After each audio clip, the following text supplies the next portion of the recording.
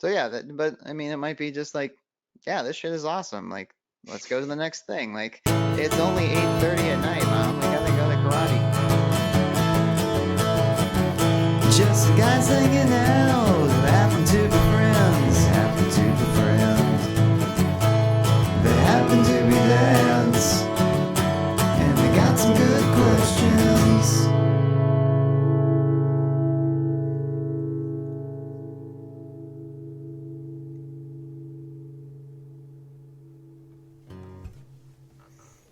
Yeah, Uh, It's always good to save this part for posterity. yeah, that's it's right. good. This is the good part. This is why the future dedicated listeners tune in on a semi-weekly basis. Yeah. No, it's raw and unscripted. Just like an Eddie Murphy stand-up special. Yeah. Hey, he's doing some new ones, I hear. Ooh, Is he? Yeah, Netflix paid him a dump truck full of cash to do a couple of stand-up specials. a couple. Yeah, I think three is what I heard. Whoa. It's pretty awesome. Yeah, because I think Dave Chappelle got a similar deal. I I was think he. just thinking the same thing. Like when Chappelle did it though, Chappelle disappeared for a long time and then came back and had some shit to say about where he went and what he Mhm. did and what he thinks about all of us and why we did that to him. And Eddie Murphy never went away and he just made a bunch of shitty kid-friendly movies. Yeah. He can't come back and do Delirious again. One, because Well, that is like extremely offensive now. well, I'm sure he has plenty of things to Extremely. say about where Dave Chappelle went and why we all made Dave Chappelle crazy. Yeah. Oh man. I hope that is what he talks about, at least for a couple minutes. What if he was all of his jokes were like, and then there's another Dave Chappelle joke that goes like this.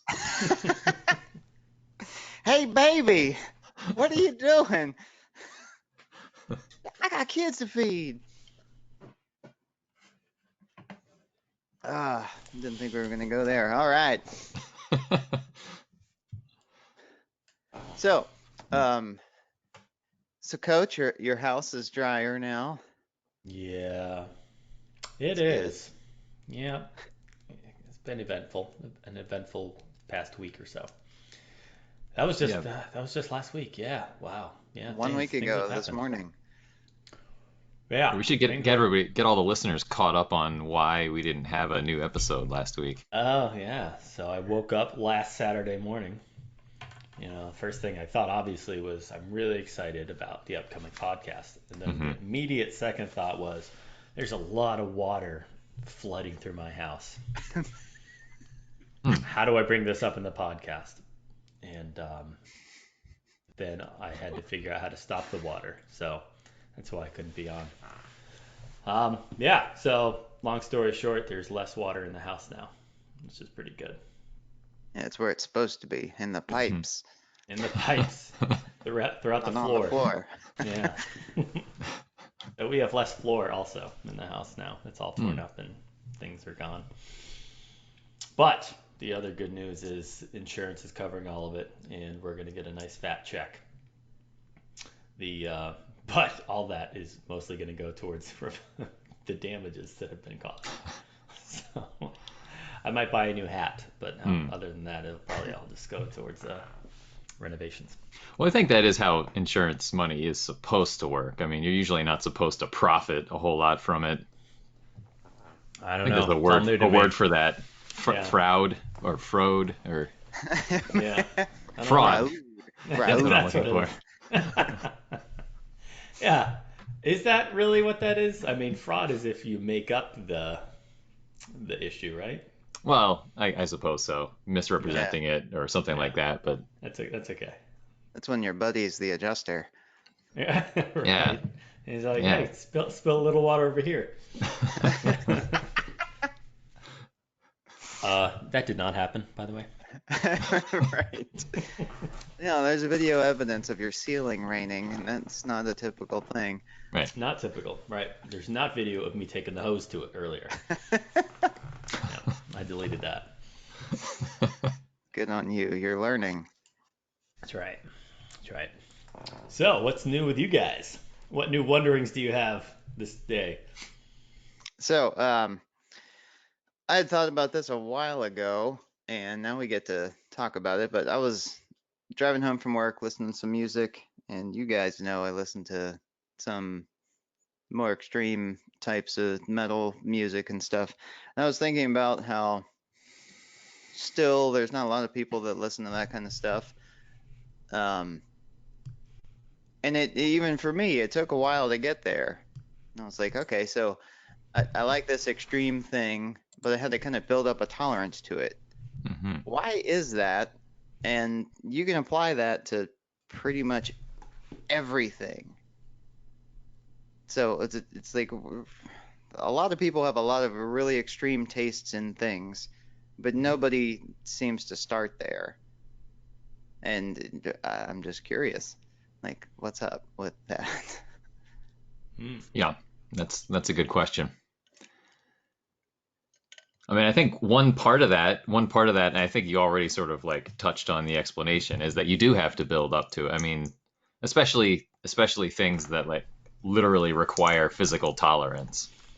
Um, so, you need to, perhaps in the case of music, first, damage your eardrums enough that you can sort of tolerate listening to more extreme forms or louder forms. Because then you can't hear it, and you have to turn it up even louder to Yeah, actually get the same feeling. right, I imagine. right. Yeah, and to be clear, we're not just talking volume. I appreciate that clarity because I'm already lost. So, You don't- Right. You're not just making your Kenny G louder. You're Right. actually, yeah.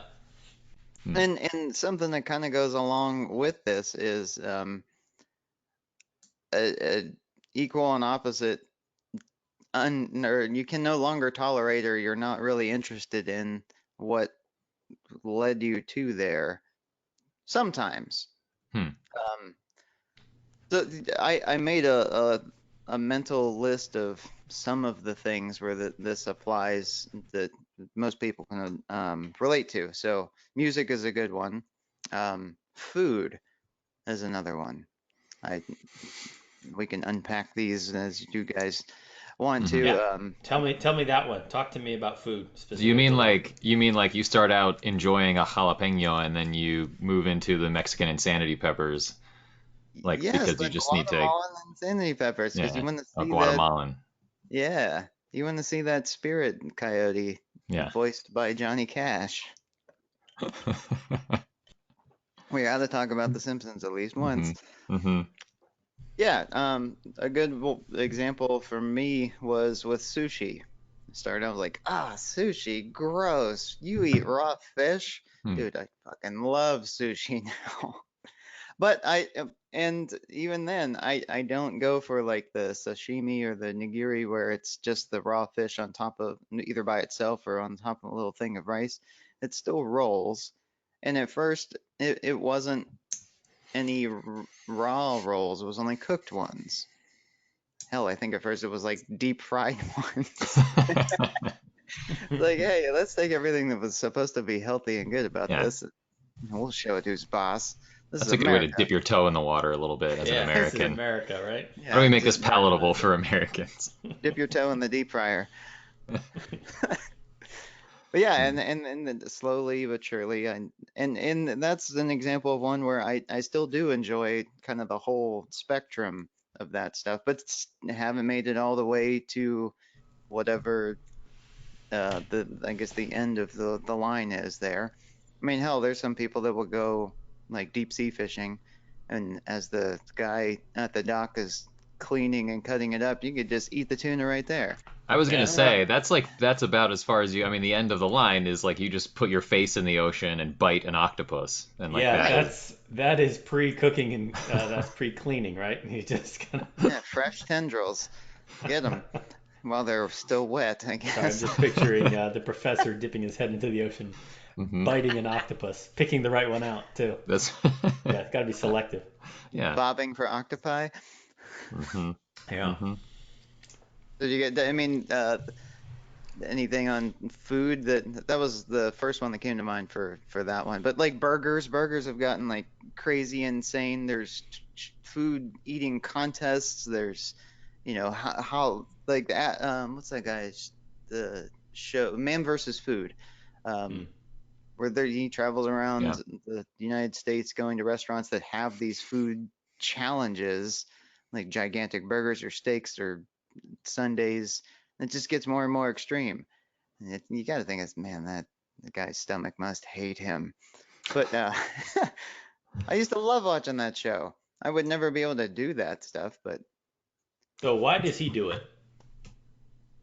Well, the Learning Channel pays ratings. him a substantial amount of money to do it, I think. But um, I don't know. I mean, well, it sounds like there might be different kinds. These are maybe like different kinds of things or processes, because some of them are like well, like with hot peppers, the kind of thing where you sort of, yeah, like I was saying, develop a tolerance, Hmm. and then the milder version just doesn't satisfy you anymore or just doesn't excite you anymore.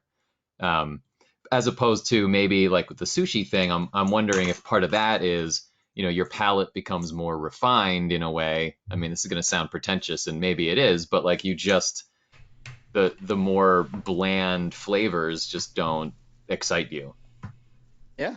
And I think Hmm. it kind of goes both ways in a lot of things. Like with music, there are some bands that I listened to when I was a teenager that I'm not embarrassed to say it anymore, but it was like, yeah, I don't listen to that stuff anymore. But there's also stuff that I listened to at that time that I still really enjoy and is not extreme in any way. Um, so yeah, I wonder what it is that has the long running where you can still enjoy it even after you get into the more extreme Hmm. version of it versus what's just like, yeah, I'm moving past that and ready for something more intense, and that's not going to cut it anymore. Like we're always leveling up, I guess. Yeah. They're just sort of like, gradually stepping up. And we've talked about gamification before, and I wonder if there's a sort of cognitive mechanism there too, kind of underlying the whole thing, right? You kind of have to like scratch that itch and go further, higher, faster. Yeah, like with drugs, they say that Yeah, weed is like the gateway drug. I was, so this is on my list, but this is to make it like, I remember when I first was kind of throwing this idea out there, and you guys are like, I have no idea what the fuck you're talking about, but okay. I mean, I'm So, still kind of there, but I'm getting, I'm, I'm, hmm I'm getting there. Yeah. yeah, you're yeah. smelling what I'm stepping in now. So, yeah, like they say that weed is the gateway drug, and then it leads to all these other ones. And there's a lot of gateways in a lot of these things, like deep fried sushi is the gateway to eating more sushi rolls, Hmm. maybe.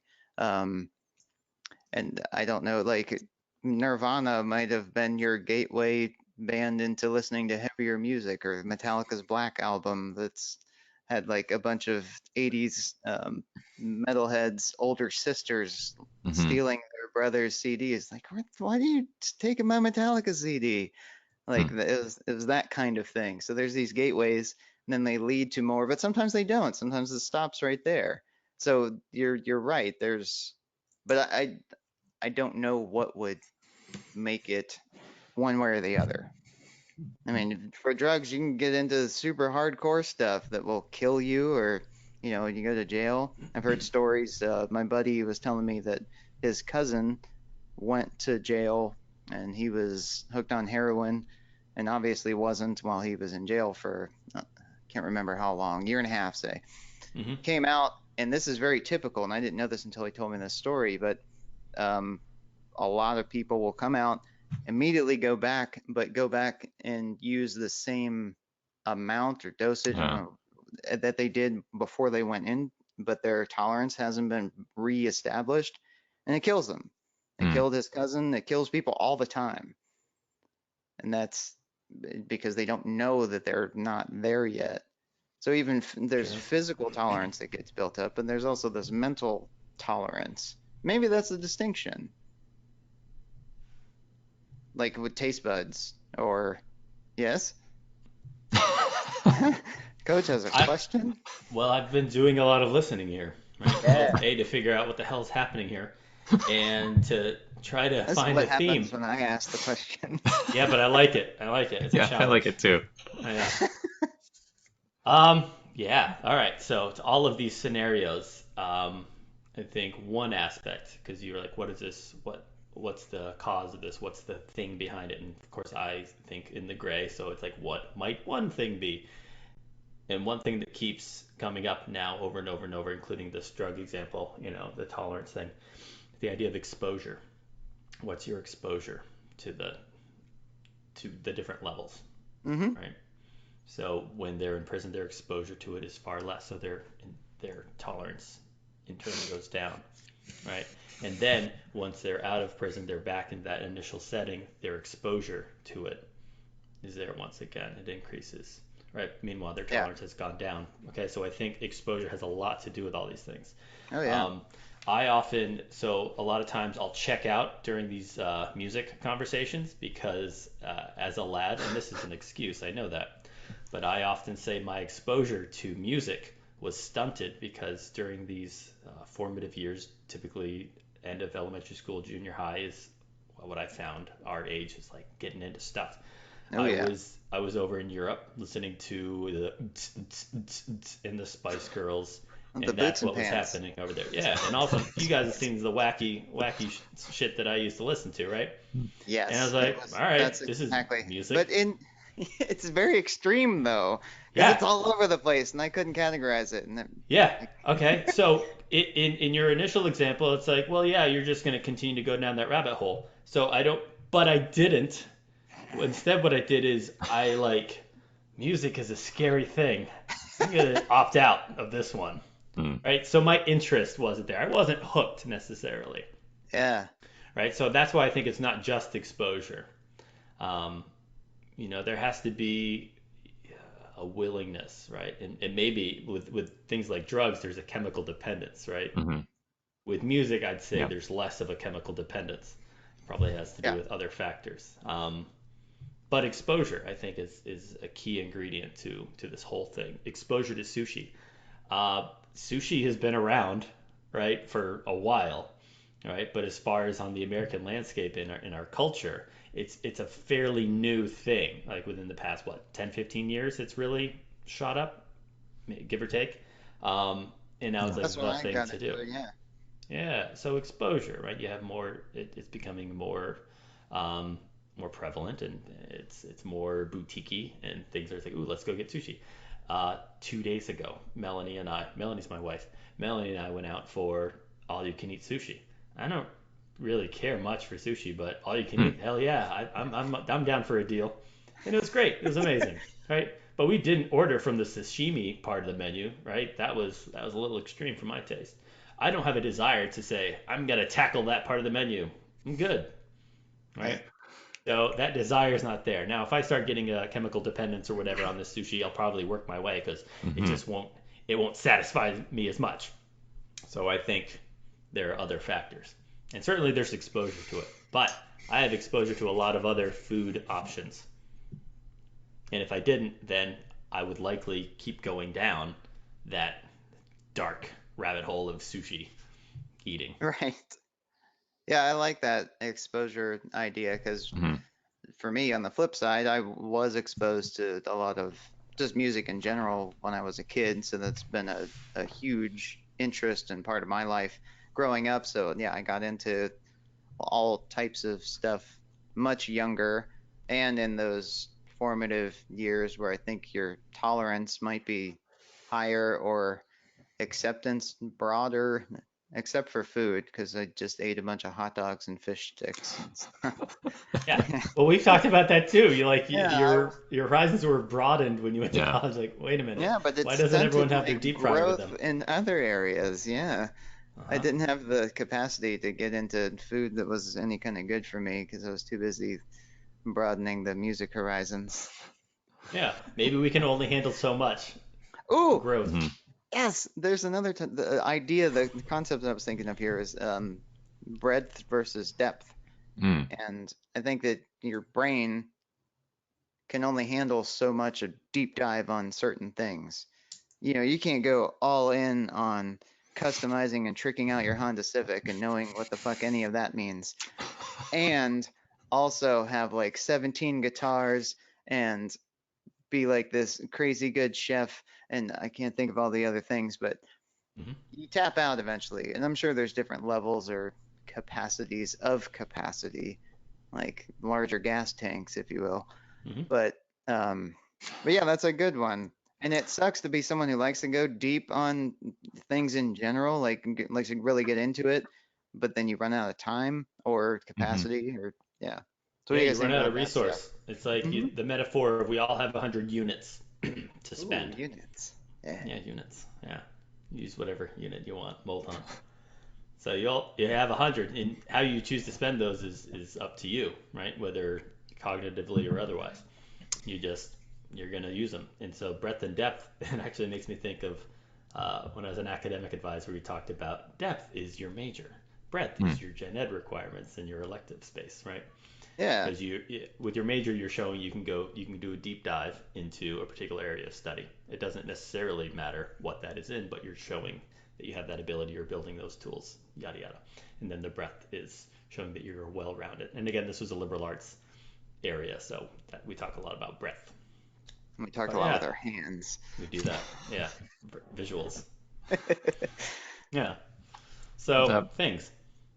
I'm sort of fascinated by that. Some of the comments you were making a couple of minutes ago, Coach, about there being multiple components to this, and also like I was saying earlier, there's just there being different types of um, taking things to extremes. Because Hmm. certainly, with something like drug addiction, you're dealing with potentially an actual like physical dependence, psychological dependence.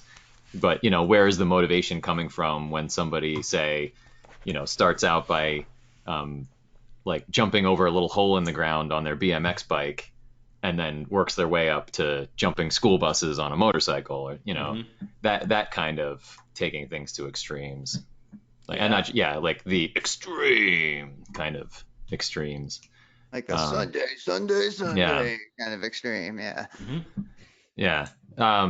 And yeah, just that kind of like, I don't know. I'm really curious about the what that like cognitive mechanism is that sort of drives us forward and seemingly naturally makes humans want to step things up and go to the next level and try the next thing. Do we just get bored, or are we constantly looking for something else to excite us again? Yeah, Yeah. so interesting. You said excite. So maybe extreme isn't necessarily the excitement, isn't necessarily the change, isn't something different. What if extreme is just to the utmost, to the nth degree, right? Hmm. So you can think of someone who has, I'm going to pick on just the stereotypical farmer in the Midwest. Extreme, life is the same day after day. And I don't know that it is, but in my example, this person's life is exactly the same. It is. What one might say, it's I've seen it extreme. from a plane, and it Yeah, is. right? The extreme, like Yeah, the the banality of it all, right. the lack of extremity is extreme. Does that still apply to our conversation here? Or is that a different type of extreme? Yeah, Yeah, well, that level I of think it does. tolerance is. Yeah. Hmm. I mean, you even, Coach, you were saying when you were talking about music, it also occurred to me that it really depends on your perspective, and maybe that applies here too.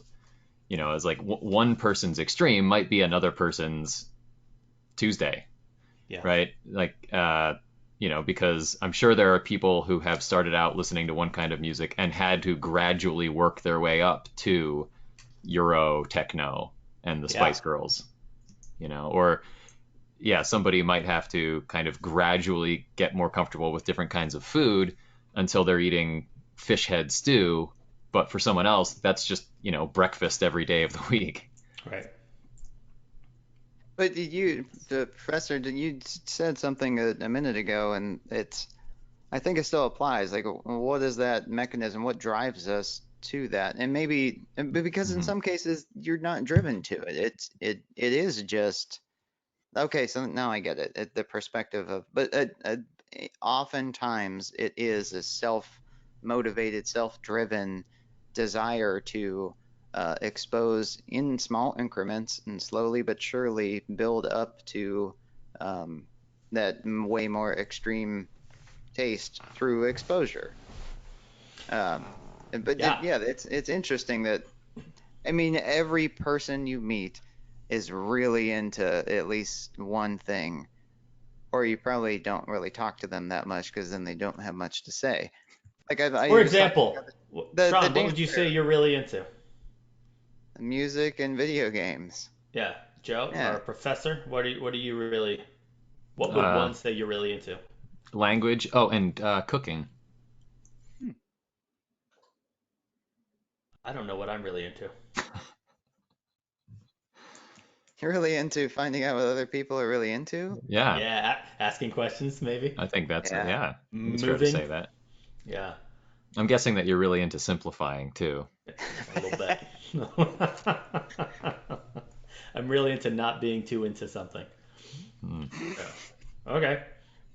Yeah. Well, To be yeah, honest, and I mean it is I think it is fair to say that and maybe this is kind of what you were getting at, Sean, that generalizing can be taken to an extreme. I mean, for someone who refuses to go really deep on any one topic or hobby or interest, can just collect dozens and dozens of them, maybe. Yeah, and certainly, I mean, that could be considered a kind of extreme, right? Extreme breadth as opposed to extreme depth. extreme trivia night partner. Right. Yeah. Yeah, because they know a little bit about all kinds of stuff. Hmm. Like that guy on my team. Yeah, Jeopardy. Or that, where they know, but that seems to be I know a whole bunch about a whole bunch of stuff, but they don't know Seemingly, yeah. anything else though. Like, what's the name of the computer program that is it still on the show? Didn't they like Maxwell or something? They developed a computer Yeah. Oh, program yeah. to answer Jeopardy questions, and it was Well, kicking you said everybody's Maxwell, ass. so it erased everything else from my brain. So now it's Maxwell to me. There you go. Yeah. I think There's it also been was yeah, it was Wilson or something like Oh, that. It was Wilson, like yeah, but and I there's don't know. been I don't humans remember what on it the was. show for like many, many weeks in a row, knowing Hmm. all sorts of stuff. Yeah. But I don't know what their hobby is besides knowing stuff. So that's extreme to me. And you're right, it's a bunch of exposure to books, I guess. You gotta be careful. Yeah, you got to be careful with your exposure to books. Well, that's another aspect that I was thinking of. A theme that's coming up is what's our judgment around these things, right? If someone is extremely into books, then we're like, okay, like what's your, come on, right? What are I you gonna do think with that? I think that's everyone's initial gut reaction to someone else being extremely into anything that Yeah. they're not. Hmm. Like most people Hmm. have no idea of the kind of music I listen to, and I keep it that way on purpose because I don't want the like weird looks and shit because that's what happens. And I need to maintain my job and stuff. So Yeah. So I you're don't worried want to about the answer. judgment there. Yeah, seriously, Yeah. like that's a real thing. Like I don't talk about it, don't bring it up, I don't listen to it around other people. Some Yeah. people don't care, Sure. but uh, and maybe that's another thing. But yeah, there is, I think most people judge whenever they see that Hmm. extreme extremity in someone else and it's not shared. I think that gives you suddenly have given me some new perspective on the movie American Psycho. And I wonder if that character, what's his name, Patrick Bateman, Hmm. where it's just like I just don't want to tell people that I'm really into murdering because they will think I'm weird. So I Yeah. kind of have to They'll like think hide illy it. of me. Yeah. Yeah, like, Yeah. but this is just my hobby and it's Just what I'm passionate about. yeah. Maybe there's passion. So passion may or may not be a part of it, right? It could be an addictive part of it. Hmm. I'm thinking of hoarders now, right? I mean, that seems Yes. to be extreme. Basically, anything extreme enough will have a TV show made about it. I think that's a good measuring stick. I wonder if that is part of the reason why, talking to somebody, finding out that somebody is really into one specific thing is often regarded with like skepticism, or like, one of our first thoughts is to wonder like, oh, what's the harmful part of this? Because Mm-hmm. maybe we're inclined to notice it, especially in those cases where it is overtly harmful. And then even when it's not, we're thinking, oh, there's got to be something wrong with this person, or there's got to be some way that this hurts you. Yeah, this is so exciting. So, say you're pretty good friends with someone, and then you find out one of those kinds of things. And I'm willing to bet that a lot of times that can like destroy a relationship because you found out that thing. But that person is that person that it's still the exact, that's why they're that way in Yeah. some form or fashion.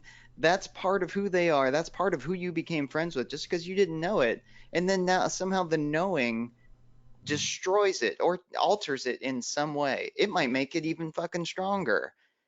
It's like, oh, yeah, I didn't know that you were into that too. Holy shit, man, it steps it up a level. Or it can be like, yeah, I gotta go. But yeah, I wonder that all the time. If that would, like, why do people do that? Why are we so quick to so harshly judge when, and that's kind of those big foundational topics. If you find out that someone is or isn't religious and you are or aren't, that can be like, it can foundationally alter the relationship. I think maybe um, how important you hold whatever that topic is or thing that you find out dictates how big of an impact it might have on the relationship. Like you find out somebody fucking loves Skittles, okay, but if you Yeah. find out that they like worship Beatles, like Mhm. for reals every Friday, and like the bug, not the band, Mm-hmm. that's a little, yeah, I gotta go. I'm Yeah. out. Yeah, if it was a band, that'd be okay. Once a week. I mean, I'm Yeah. sure we've all had experiences like that, right? Where you may Yes. even start out by saying like, "Oh, you like Pokemon? Yeah, I like that too." And then they invite you over and show you their like Pikachu cosplay collection, and you're like, Yeah. "Oh, yeah, I meant like I like it. Yeah. Like I like the you're idea that of it. into it." I've played the Yeah. game. Right. I Yeah. mean, a good example is I met my friend Mark standing in line for a concert like uh, more than 10 years ago. And we were just waiting there, and he was talking to his girlfriend, and I overheard something about one band. And obviously, we were there to see a band that we both liked. So we talked the whole time we were in line, and talked while we were at the show, and exchanged phone numbers. And he's like one of my closest friends. And it was that connection, like, oh, you like ISIS too? Not the extreme group. This was before that shit even existed. That was the Yeah, some concert. people take terrorism way too far. A little extreme. Oh yeah. Yeah. But yeah, that was the, again the foundationally that's a huge thing for me. And then it affected that relationship of we were just standing in close proximity, and now we're still really close friends. So you'd say exposure had something to do with it. You were exposed to this person. You exposed Well, yourself to this person.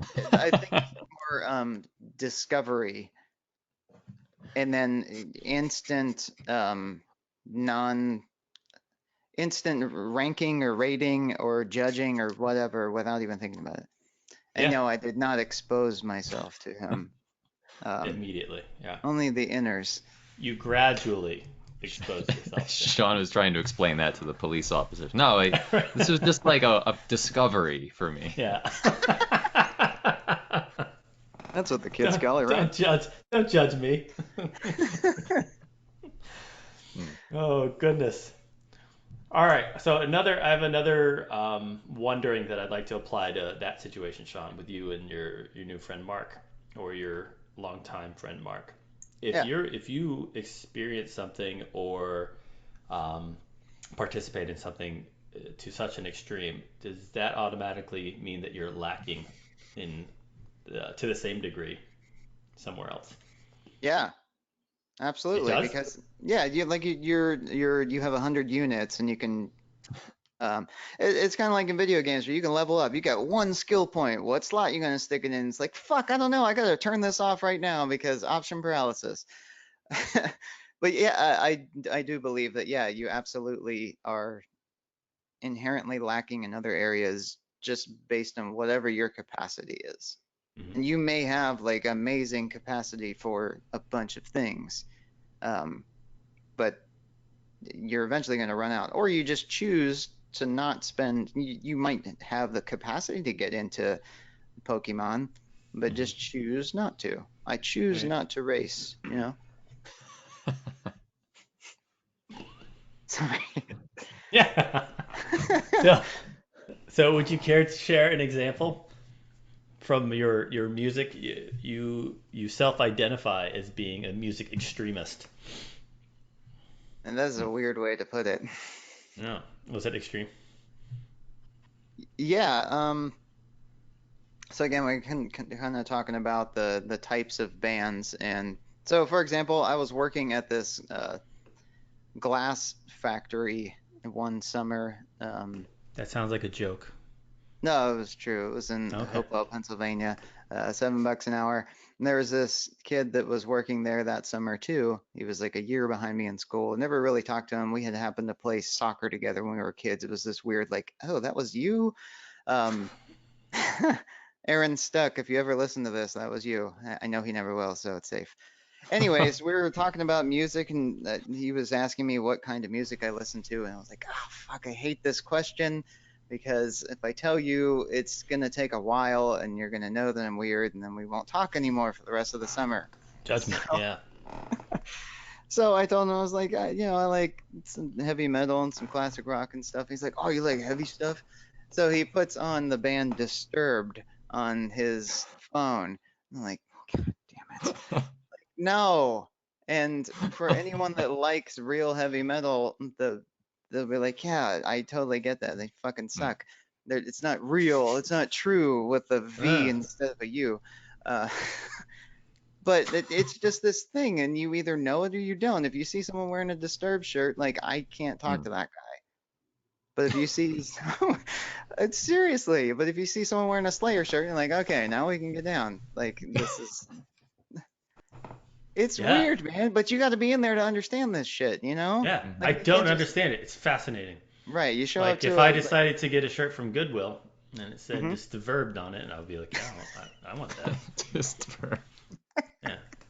I oh, like I like like, I like letters. yeah. I just thought it was about language, like Yeah. verbs. I love language, right? There's the perspective thing again, though. I mean, one person's extreme is another person's disturbed, right? Hmm. That's a great way to put it. I want Although a shirt that says that. it suddenly occurs to me that the band Extreme is not. Oh, gross. Yeah, no. Nope. So does that answer your question, Coach? It answered my question to But now I have 10 more. no. Hey, that's good. That means it's working. Yeah. It is, yeah. Well, it answers it in that it's not so simple that there's so many factors to it because it raises so many more questions it does, right? Yeah, and I made a generality there, but I'm sure that my extreme opinions about these things are mine and mine alone. And there may be some things that, they you talk about guilty pleasures, and some people get upset that you even consider anything a guilty pleasure. It's like, why should you feel guilty about anything Hmm. that you like? But you normally don't have that epiphany until you're like in your 30s and you don't give a fuck anymore. Like when you're a kid, you might not tell somebody that you like ABBA a whole bunch Sure. whenever you listen to metal music all the time, because all your friends would be like, "Oh, you're a fucking poser." Yeah. Yeah, you're So, worried about the judgment. Yeah, because yeah. it's much more important at that age. hmm So you didn't answer my question, at least not What directly. what was it again? I forget. Using yourself as an example, which I appreciate the glass example, but I was asking about what areas do you feel like you experience a deficit because of your extreme interest in music? Oh, let's see. I, a lot of areas that I just can't get into. Like, cooking. I Well, don't do a lot of oh, cooking. okay. So, but how about just within the realm of music? Does it work that way? Like, is Yeah, there different extreme like with depths that different within? genres, absolutely. Like, and I know a lot about metal music, but I don't know anything about electronic dance music. I didn't know what EDM meant until my buddy Randy told me like 2 years ago. I was like, What what do did you Randy tell you? Just for the audience. electronic dance music, Huh. EDM. Huh. I just yeah. But there are like giant like hundreds of thousands of people festivals that they have, and it's just like weekends long and you don't sleep, and it's crazy. And I could never go. You couldn't pay me enough money to go to one of those things. Hmm. But there's also Couldn't like You I? couldn't giant, no, I you have couldn't no put a number on desire that? An to extreme number, perhaps? no, because you have to take all kinds of crazy drugs to stay up for 3 days straight, and then you have to listen to Boots and Pants for 3 fucking days. I can't do that. I don't think you have to take drugs. I mean, Yeah. To stay up for three not a days straight? requirement. Well, it's not a requirement to stay up for 3 days straight, is it? I think there's enough people and loudness to make it happen. Oh. But Well, then you'd you don't just need be the drugs. grumpy otherwise, right? Yeah. You don't need the You just drugs need at other all. people on drugs. Right. Right. It just sounds like Oh, that would happen. here's a very good example. So I really enjoy video games. I don't have a ton of time to play, and I will when I can. But it's a couple hours a week at the most, sometimes not at all. My cousin, who consequently he's also named Randy, he That's he pretty is. extreme. To have two people in your life named Randy is pretty I extreme, I know. find. So he also really likes video games, but to the point where there's like this trophy system with the PlayStation where if you do these things in a game, they give you a trophy. And if most games, if you get all of the trophies, you get a platinum trophy. That Mm. means basically that's like the equivalent of beating the game to the fullest extent. There's nothing else left to do. You did it. He's got more platinum trophies than I've ever seen anyone else have. But he also doesn't really do much of anything else. Like that's his thing. And he Mhm. goes fucking deep on video games. To the point where it's like, dude, that at first I thought I was impressed and like, man, I wish and then I thought of how many hours does it take in a month to maintain that? Mhm. And then I was like, nope, I'm cool with where I'm at. And that was a cool discovery. And that kind of led to that same kind of thinking or being okay with the level of depth that I can get to. There's always deeper, there's always heroin. The- There's always heroin. It's yeah. always heroin. Yeah. I mean, there's always somebody that has it worse off than you, better than you. You can think of it, and there's a bunch of things. Yeah. Yeah, there's some kind of comfort in being happy with the level of depth that you're good with. Some people like Disturbed is their shit, and good on them because they can find that on the radio. It might be playing in Walgreens, who knows? And be like, hey, I love this one. This is the one where he makes the monkey noises. Yeah, So that's sort of like yeah, maybe that's the healthy side of the kind of the judgmental tendency, that skepticism when, the way that we look at somebody who takes something to an extreme, maybe initially you might actually be envious, and then you see that their recycling bin is full of 87 empty Diet Mountain Dew cans, and you're like, "Oh, that's what's fueling this." that's You not know. good for the teeth, right? And to on the flip side, so you hear how passionate I am about this stuff. I get like physically fucking angry when I hear regular pop music now. Like it affects me and it puts me in a horrible mood and makes Yeah, that me doesn't sound good for the grumpy. health, given the It's not. exposure, the So, the but likelihood that you will. so my extreme tastes lead to extreme distaste of others in that realm, at least, and it affects me greatly. And there were times where I thought, man, wouldn't it be nice if I was just like into what everybody else is into? And then I would wake up and like, no, what? That's stupid. Like I like that I don't like that Hmm. because that's what makes me who I am. And whether people know that that's part of what makes me who I am or not is okay, but it's a big part of all of us, like what we like and what we don't like and how deep we go on these different things. All that shit mushed together and it makes you who you are. And that's why I think it's shitty when you judge somebody when you find out something that's different from you, but you were really good friends with them. It is shitty. So Yeah. if you found Stop out it. someone liked pop music, you know, you obviously wouldn't judge someone harshly, right? Or Right. if someone's wearing a Disturbed shirt. Yeah. Yeah. I Oh, can't think of did any that situation logic where I just would fall be. apart? Yeah, I don't know that I would ever be in a place where that would happen. So. Okay, so I mean, it holds true universally, except for if they're wearing a Disturbed shirt. Me, in every Yeah, case. yeah, okay. Just Exactly. checking. Yeah. Yeah, I hate that too.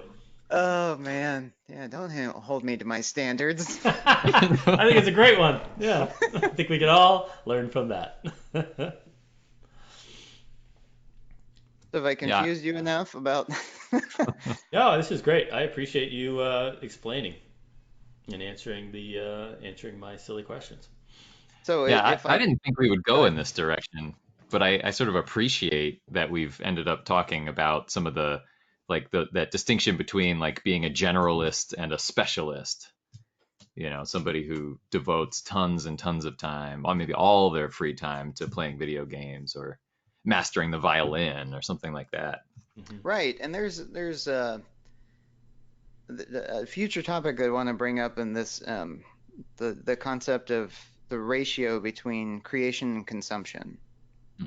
And not to get too deep on it, but we see these Facebook videos or you see clips of yeah these masters of this stuff, and I don't think that there's enough respect given to the people that to understand or that we can even begin to comprehend the amount of dedication and the number of hours that go into getting to the point where you see that shit and you judge them so harshly, just like those guys that are in the band Disturbed. I was playing with a cover band and we were playing one or two of their songs and they were extremely hard to play and my least favorite because they required so much time and effort to get to the point where I can even come close. So I don't think that we think of it in those terms so much. But yeah, there's that to be said about the person that takes that one thing and goes all in on it. And if it's something that other people can enjoy, yeah, maybe not judge it so harshly or try to think of what it took to get there. So you're talking about how admirable it can be to dedicate that much energy towards a specific pursuit. Yeah, like I'm sure in the gamer circle, um, you may be judged or ranked by the number of those platinum trophies you have. I mean, there's like a whole world there that I don't even understand, Hmm. like competitive online gaming and stuff. Like there's people making like they're doing that as their job now. So and yeah, the violin example is an awesome one because there's like that 10,000 hour kind of benchmark that if you apply that much time to something, you can Hmm. master it. And Yeah. it's hard to even comprehend what does 10,000 hours of really dedicated study or practice look like, or you know. Although I will, just to back up a little bit on that in particular, and maybe we don't have to go into a ton of detail about this, but evidently sort of the emergent research on that is suggesting that the 10,000 hours isn't causing somebody to be an expert. There's a correlation there, Hmm. but it kind of works in the other direction. Like somebody who has a natural talent for playing the violin will tend to spend 10,000 hours on it. So, I mean, if I'm just not musically inclined, if I'm tone deaf or something, assuming that's a thing, Yeah. um, I could spend 10,000 hours trying to play the violin and never reach that level, presumably. I'm not Yep. going to try. Yep. Or if you had no fingers. That's true. Hmm. Although somewhere out Yes. there on YouTube is somebody who's really good at playing the violin with their feet. Yeah. Right. And likely they put in that much Yeah, time. right. Yeah. Because they're really into the violin. Yeah. But this is a question for like when it comes to parenting, for example, when Yeah, I was just you're thinking thinking that. like, all right, am I going to get my child to try soccer and swimming and basketball, or am I just going to say like, all right, you're going to be the next great curling champion, and just you know focus on that one thing. Hmm. I remember Neil, our buddy from college, he was saying that when he has a son, that he was gonna teach him to kick field goals, like starting at age 3, so that he's like years ahead by the time he gets to the point that he would be doing it in middle school or in high school, and just be like, just specialize on kicking field goals, and he'll be the best. It's like, that's interesting. He's That's an also a angle. person, but and yeah, there's someone at work, and we were talking one day about the stuff that they put their kids into, like all the different programs. Their kids are several years younger than mine, and the list was longer than anything both of my kids combined have ever been signed up for. It's like, oh my goodness, how does your wife even have time to take them to all of these things? And how are they not exhausted? So yeah, but I mean, it might be just like, yeah, this shit is awesome. Like, let's go to the next thing. Like, it's only 8:30 at night, Mom. We gotta go to karate still. Yeah, so that's an example of extreme sampling where there's not just one specific thing unless you widen the category to extracurricular or sports or Ooh, whatever it is, right? yeah. So some might say that's an extreme use of after school time. And maybe it only feels extreme because of the kid's age, right? So again, we have certain judgments about what's acceptable and what's not. Mm-hmm. That's not acceptable. I've read something that say that you shouldn't sign up for like organized sports before a certain age. Just sign up for stuff that's for fun, but Hmm. don't get really into like the coaching of the skills of that thing before a certain threshold, because they just don't have, again, at that age, they don't have the capacity to learn those nuanced skills. Like when they first start playing soccer, and it's basically the herd that follows the ball, and Yeah. everybody takes pictures and videos. Yeah, they don't get the passing yet. They're too little. That is a perspective. Right. Just want to do, Coach. Just want to affirm the fact that have That you're speaking. you have in fact stated an opinion. Yeah. Um, Yep, it also You it also occurs stated the fact that you read something. I did. it occurred to me while you were saying that too that like we've got things that change sort of culturally over time, that what once was extreme might now be normal, might now be average. And in my experience with and maybe Coach, you could speak to this too as an academic advisor. I mean, I do some advising now, and I was just speaking to a student the other day who has 3 majors and a minor, and she's an honors student, and she has plans to study abroad for a semester. And I don't know that things have in fact changed since I was an undergrad, but I mean, I certainly never met anybody when I was that age who had 3 majors and a minor. Here's why, Um, because they were too busy doing all that stuff to socialize anywhere else. hmm. Uh, That's extreme. well, I mean, you have.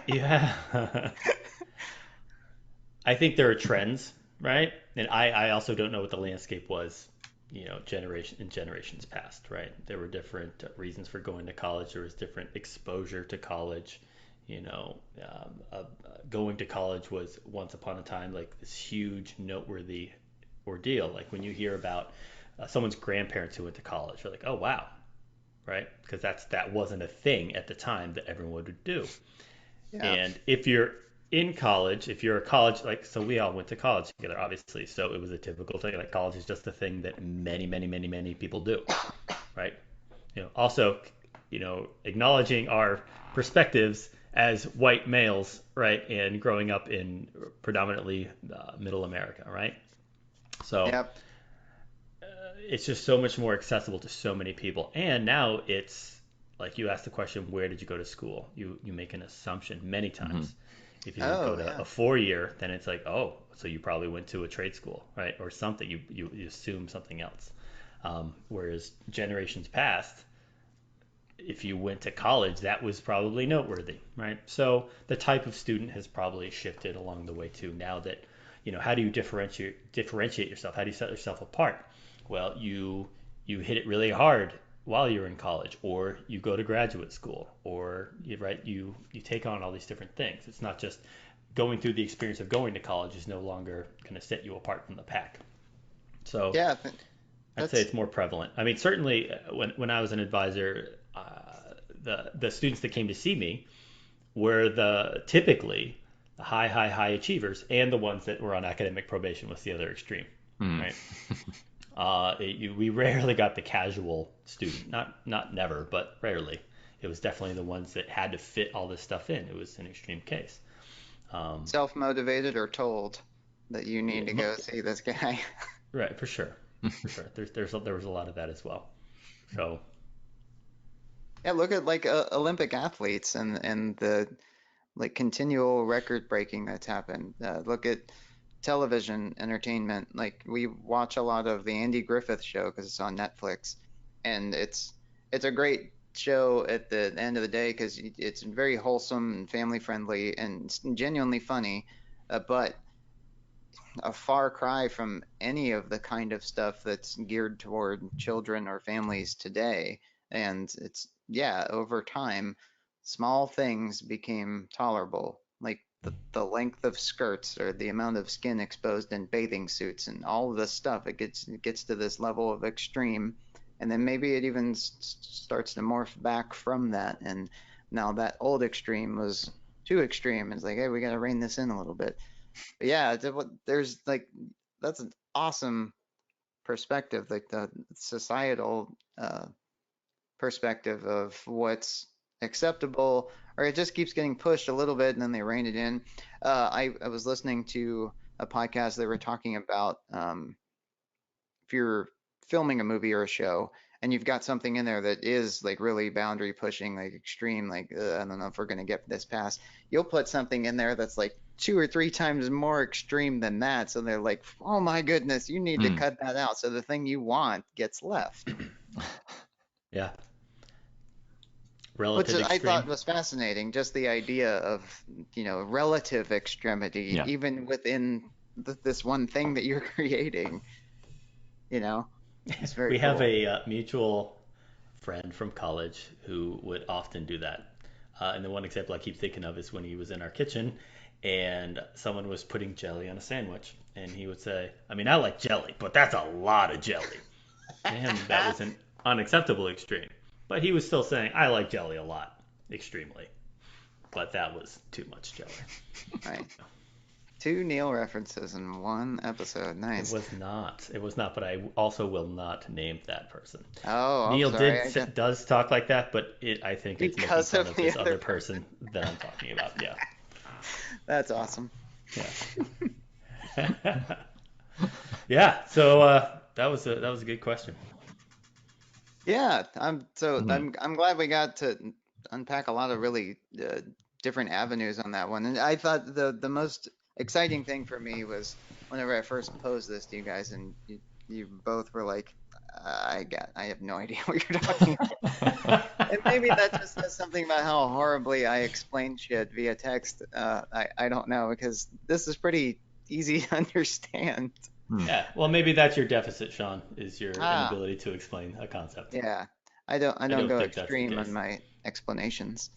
Well, we got there one way or another, and honestly, it doesn't bother me at all if it takes a little while and then I realize, like, oh, okay, this is about you judging people who like Disturbed, and then we just kind of like just go from there. Yeah, Right. yeah, that's fine by me because I don't have much of a preconceived notion about it if I have no idea what the hell you're talking about. Right. So I appreciate that Awesome. extremely. Very good, gentlemen. I Hmm. think that about wraps it up. Any Yeah. last questions or extreme judgments? No. No. Although I do notice, Sean, that you are in fact wearing potentially an example of a shirt referencing one of those. Oh, yeah. I don't This know is a if Poison know. the Well shirt. Yeah. Even their font is extreme. You can't even read it unless you know what it says. that's how you know it's good music. Yeah.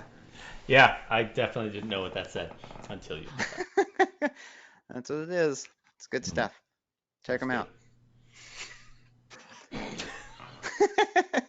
It's a website. Yeah. Uh, All right, guys. Have a good weekend. Yeah. You as well. too. See you next See week. ya. All right. See ya.